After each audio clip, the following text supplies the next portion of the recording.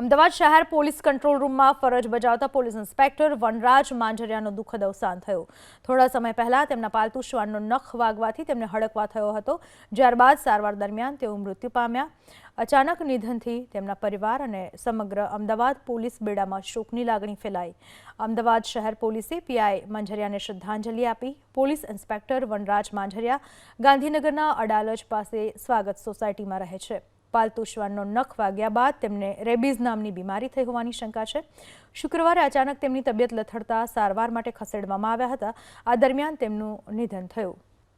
અમદાવાદ શહેર police control રૂમમાં ફરજ બજાવતા પોલીસ ઇન્સ્પેક્ટર વનરાજ માંજરિયાનું દુઃખદ અવસાન થયું.